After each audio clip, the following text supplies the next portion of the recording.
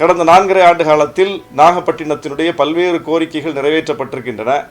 குறிப்பாக அவர் மீன்பிடி துறைமுகம் அமைக்கப்படவில்லை, கடல் அரிப்பு தடுப்புச்சுவர் அமைக்கப்படவில்லை என்கிற ஒரு குற்றச்சாட்டை வைத்திருக்கிறார்.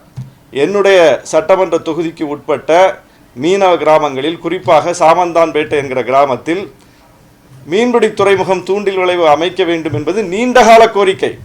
அந்த நீண்டகால கோரிக்கையை இந்த ஆட்சி காலத்தில் தான் நிறைவேற்றி ஐஐடியிலிருந்து ஆய்வுக்குழு எல்லாம் வந்து அதை ஆய்வு செய்து பார்த்து இங்கே அமைக்கலாம் என்று அவர்கள் பரிந்துரைத்து அதற்கு நிதி ஒதுக்கீடு செய்து கிட்டத்தட்ட 32 கோடியில் அந்த திட்டம் நிறைவேறக்கூடிய அளவுக்கு அந்த கோரிக்கை ஏற்கப்பட்டிருக்கிறது. அந்த வேலை நடந்து கொண்டிருக்கிறது. அதுபோல நம்பியார் நகர் என்கிற பகுதியில் கடல் அரிப்பு ஏற்படுகிறது என்று அந்த மக்கள் மிகவும் வருந்தினார்கள், கோரிக்கை வைத்தார்கள். கடந்த ஆட்சி காலத்திலெல்லாம் அந்த கோரிக்கை நிறைவேற்றப்படவில்லை. இந்த ஆட்சி வந்த பிறகு சட்டமன்றத்தில் நாங்கள் எல்லாம் பேசி அந்த ஊருக்கு 10 கோடி ரூபாய் செலவில் கடல் அரிப்பு தடுப்புச்சுவர் எழுப்பப்பட்டிருக்கிறது. அதுபோல நாகூர் பட்டினச்சேரி, என்னுடைய தொகுதிக்கு உட்பட்ட ஊர்களை மட்டுமே நான் சொன்னால் கூட என்னால் மிகப்பெரிய பட்டியலை போட முடியும். நாகூர் பட்டினச்சேரியில் கடல் அரிப்பு தடுப்புச்சுவர் செய்யப்பட்டிருக்கிறது. அதுபோல நம்பியார் நகர் கிராமத்தில் புயல் பாதுகாப்பு மையம் 6 கோடி ரூபாய் செலவில் அந்த மையம் எழுப்பப்பட்டிருக்கிறது. மீனவ மக்களை பாதுகாக்கக்கூடிய, புயல் வந்தால் அந்த பாதிப்பிலிருந்து மக்களை காக்கக்கூடிய புயல் பாதுகாப்பு மையம் கட்டப்பட்டிருக்கிறது. இப்படி மீனவ மக்கள் சார்ந்தே என்னுடைய தொகுதிக்கு பக்கத்தில் இருக்கக்கூடிய கீழ்வேலூர் தொகுதிக்கு உட்பட்ட அக்கரப்பேட்டை மிகப்பெரிய மீனவ மக்கள் வாழக்கூடிய பகுதி.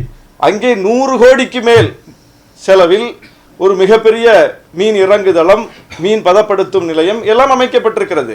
வேளாங்கண்ணியில் அமைக்கப்பட்டிருக்கிறது.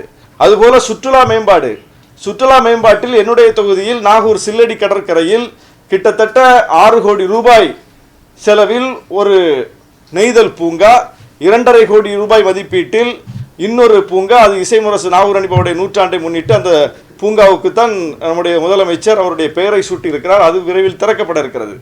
பல்வேறு கட்ட பணிகள் சுற்றுலாவுக்கான மேம்பாட்டுக்காக, மீனவர் நலனுக்காக, அதுபோல உள்கட்டமைப்பு மேம்பாடு. நாங்கள் இந்த ஆட்சி அமைவதற்கு முன்னால் தேர்தலை சந்திக்கும் போது நாகப்பட்டினத்தில் அக்கரைப்பேட்டை மேம்பாலம், நாகப்பட்டினத்தை அக்கரைப்பேட்டை இணைக்கக்கூடிய மேம்பாலம் அந்த இடத்துல தொங்கிக்கிட்டு இருந்தது.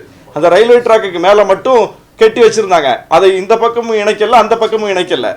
ஏன்னா அதுக்கு நிலம் கையகப்படுத்தணும், மிகப்பெரிய பொருட்செலவாகும் சொல்லி கைவிடப்பட்ட ஒரு திட்டம். இந்த ஆட்சி வந்த பிறகு நாங்கள் வைத்த கோரிக்கையின் அடிப்படையில் மக்களுடைய கோரிக்கையை ஏற்று 104 கோடி ரூபாய் ஒதுக்கீடு செய்யப்பட்டு அந்த பாலம் கட்டப்பட்டு இப்போது 75 விழுக்காடு பணிகள் முடிந்திருக்கிறது.